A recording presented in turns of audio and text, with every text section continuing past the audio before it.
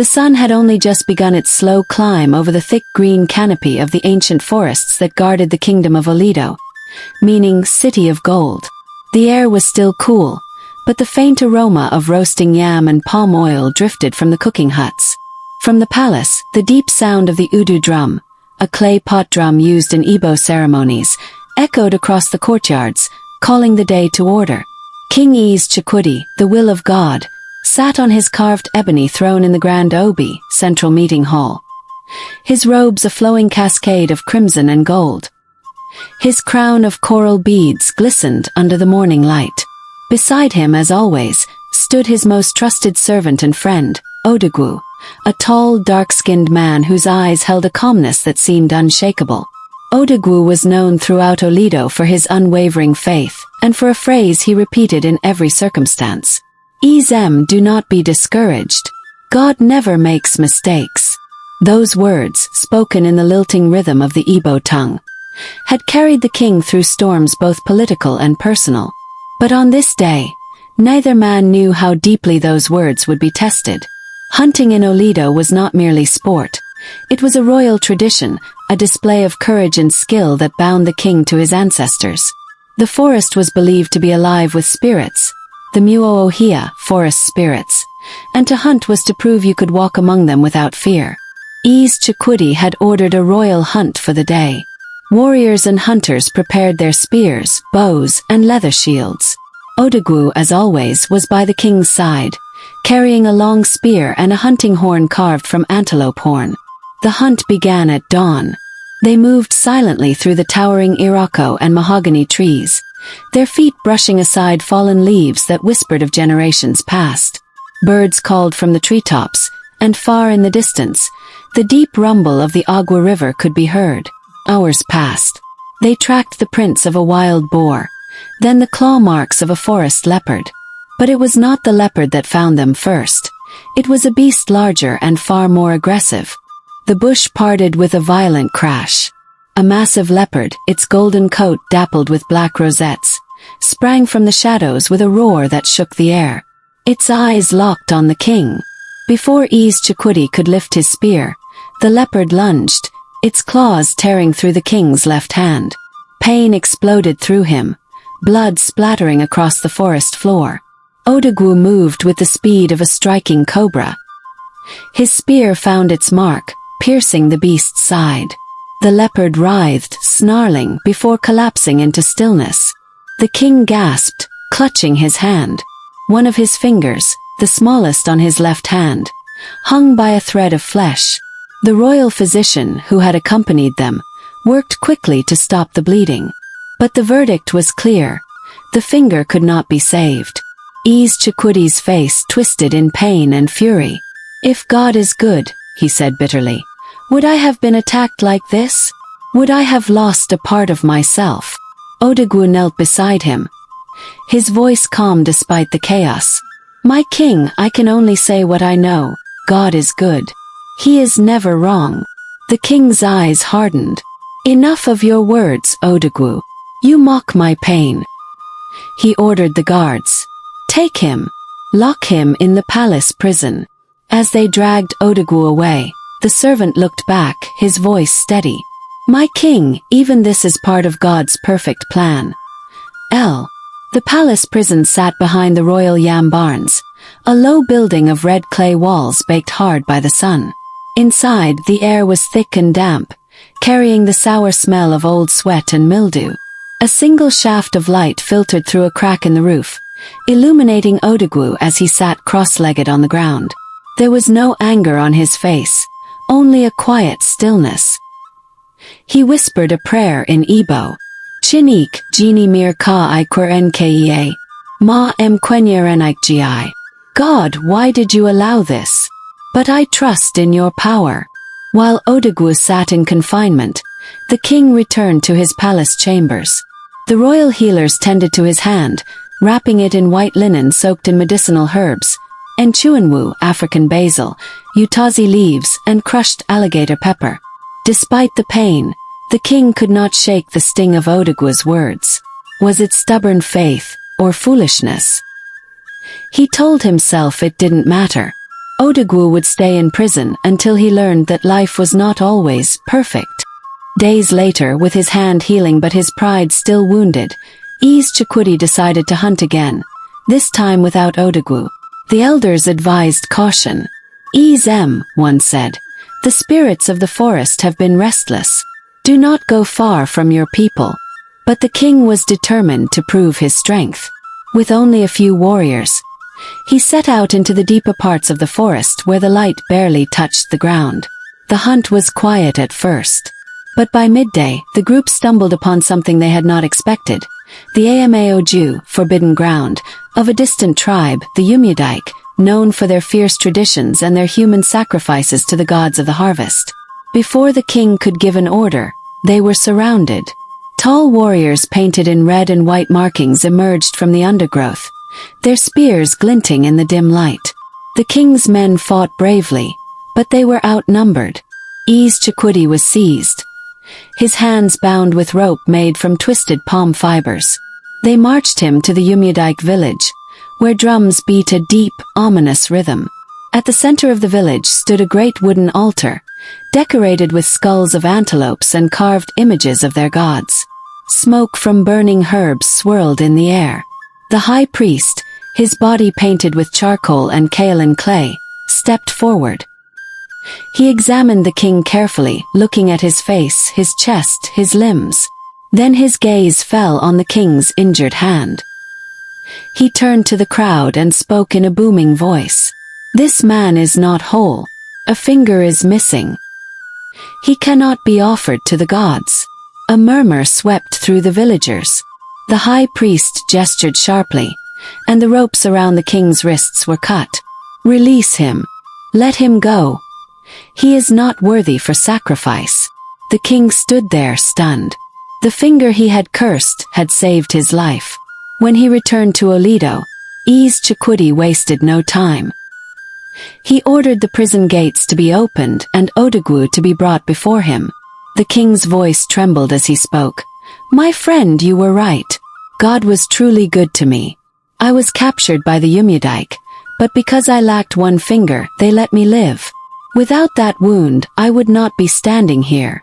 Odogwu bowed his head but said nothing. The king looked at him curiously.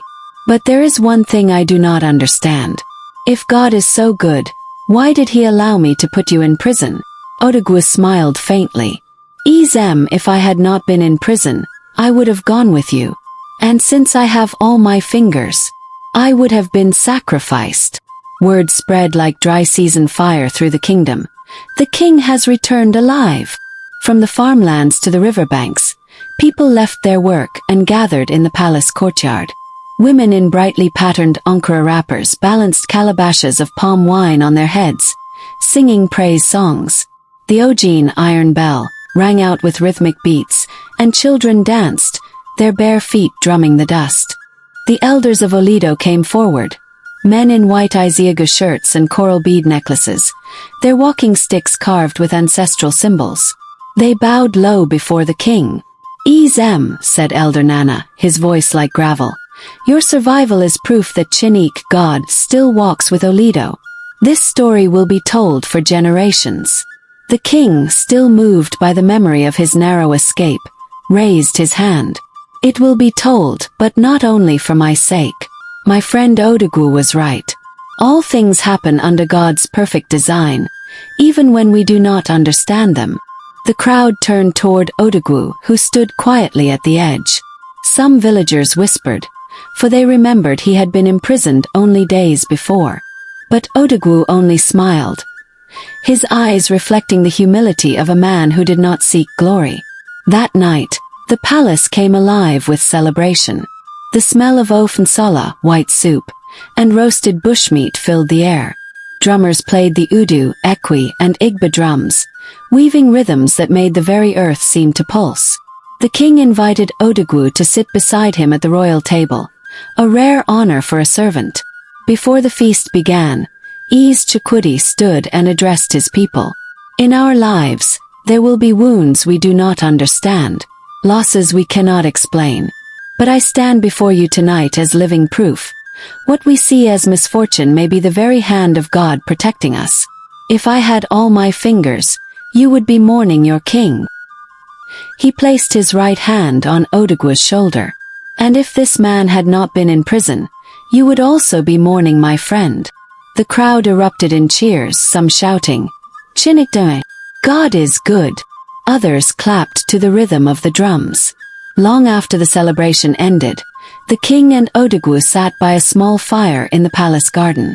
Crickets chirped in the distance, and the faint scent of night-blooming jasmine hung in the air. "My king," Odogwu began softly, "do you know why I always say God never makes mistakes?" The king shook his head. Odogwu gazed into the flames. "When I was a boy, my father was a great hunter. One day during a hunt, a tree branch fell and struck him. It took his sight. Many said it was a curse.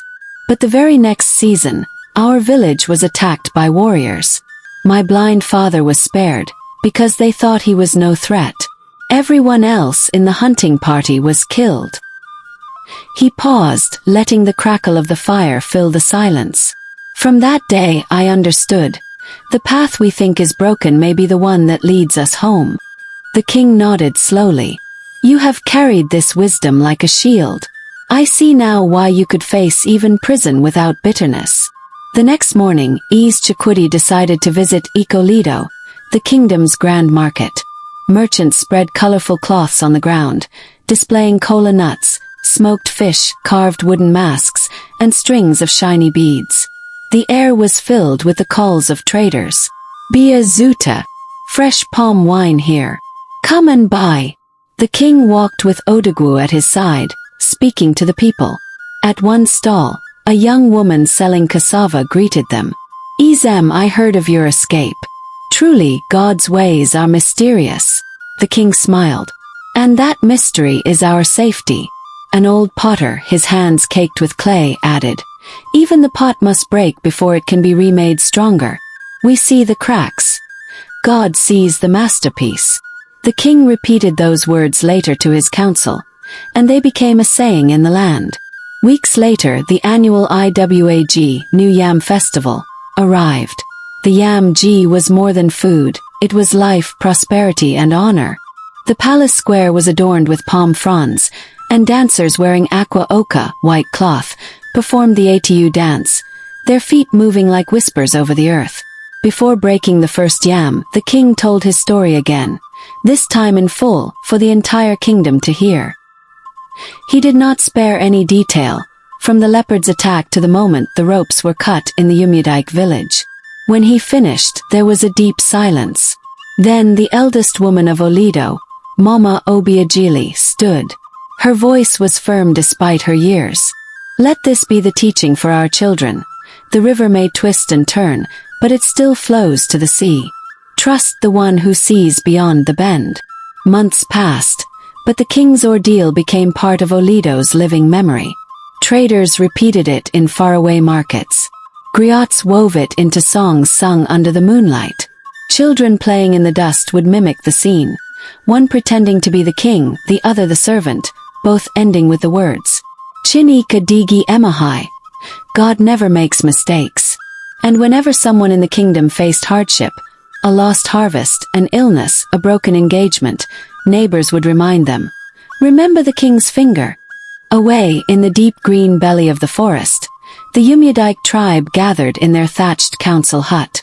The chief priest, a man with white chalk lines across his chest, stood before the elders. "It is true," he said, voice low and measured. "The man we captured was not whole. The gods reject an incomplete offering." One elder frowned. "But the stranger's clothes, they were fine. He is not a mere wanderer." Who was he? The chief priest's gaze darkened. "A king from beyond the hills. And because the gods spared him, we dared not kill him. This is a sign. Our time for war is not yet." From the shadows, a young Umudik hunter spoke up. "The gods see what we cannot. Perhaps that king's journey will one day decide our fate." This conversation, unknown to King Chukwudi, would ripple through the years in ways neither kingdom could yet imagine. That evening, under a moon so bright it painted the courtyard silver, Odogwu sat with a small group of palace children. They begged him to tell a story before bedtime. He began with his own. I was born in a small village called Ntage. My father was the best hunter for many miles. When I was your age, I thought bravery meant facing danger without fear. But then the accident happened. The children leaned forward, wide-eyed. A heavy branch fell and struck my father while he was in the forest. He could no longer see. People pitied him. They said his life was over. But one night raiders came to our village. They killed every able-bodied hunter they could find. My father was left unharmed because they thought a blind man could not fight. Odogwu's voice softened. That day I learned something. Strength is not always in the arm or the eye. Sometimes strength is in the wisdom to accept what God has allowed. The children went to sleep that night with the proverb echoing in their dreams. The next weeks in Ọlaedo were peaceful. At dawn, the palace awoke to the soft thud of pestles pounding yam and the sweet smell of boiling palm nut soup. Courtiers moved through the halls in flowing wrappers, carrying messages on carved ivory staffs. King Chukwudi took to walking in the royal gardens each morning, where dew clung to hibiscus petals like beads of glass. Odogwu often joined him, their conversation weaving between matters of state and lessons of life. Do you ever wish to return to Ntage? The king asked one morning. Odogwu shook his head. A man's home is where his purpose lives. Mine is here to serve, to remind you of the hand that guides us both. One day, a farmer named Yuba was brought before the king. His neighbors accused him of destroying another's yam mound. The farmer pleaded innocence, saying wild pigs had done it. The king listened, then asked, "If it was pigs, why did you not guard your field?" Yuba lowered his eyes. "Because last season my wife fell sick, and I prayed for a harvest to feed her. She died anyway. Since then I have stopped caring for the yams." The court was silent. Odogwu stepped forward. "My king, perhaps this is another case where loss hides a lesson. The farmer's heart is broken. Punishment will not heal him, but purpose might." The king nodded. "Yuba, you will work the royal fields for one season. If you prove yourself, the palace will give you seeds to replant." The farmer wept with gratitude. Later he became one of the kingdom's best yam growers and often told others, "The king saved my hands, but Odogwu saved my heart." Not long after, the Nkwo festival arrived, celebrating the kingdom's founding. Drums thundered in the market square, the udu resonating like a heartbeat, the ekwe calling like the voice of the ancestors. Dancers painted in white chalk moved like wind over grass, and traders displayed goods from far lands. Salt from the coast, spices from the north, beads from the river markets. The king's storyteller, a griot named Anyika, performed a new ballad, the tale of the king's missing finger. His words soared over the crowd. The finger lost was the life saved. The prison kept the friend alive. People repeated the lines until they became part of everyday speech. Months later, a messenger arrived from Umudike, carrying a palm leaf letter sealed with red wax. The chief priest had sent greetings, and a strange request. "When the moon is full, let our people meet in peace by the great river. There is something you must know." King Chukwudi was wary, but Odogwu advised, "Perhaps the gods are moving again. We must listen." When they met, the Umudike elders revealed they had seen an omen, a vision of two kingdoms united, their peace secured by a past act of mercy. The missing finger, they said, was part of that prophecy. Years later, when the king had grown older, he sat with Odogwu one last time under the same palm tree where they had first spoken after his rescue. "My friend," the king said, voice heavy with age, "you have taught me that patience is the greatest weapon a ruler can carry." Odogwu smiled. "And you have taught me that a king's true crown is not gold, but wisdom." They sat in silence, watching the sunset turn the sky into molten gold. In the distance, the laughter of children drifted through the air. Children who would grow up hearing the story of the king who lost a finger and the servant who saw God's hand in everything. And so, in the land of Ọlaedo, the story of King Chukwudi and Odogwu became more than just palace history. It became a parable whispered at firesides, told in moonlit courtyards, and sung in the market square. The elders would lean forward, their eyes glistening, and say, "Do not curse the path until you see where it leads. For the thing that wounds today may be the thing that saves tomorrow." The missing finger was no longer seen as a mark of imperfection, but as a sign of divine perfection. The prison that once seemed cruel was revealed as a place of protection. And in every home, parents taught their children, Ihe Chukwu mere Odogwu. What God has done is good.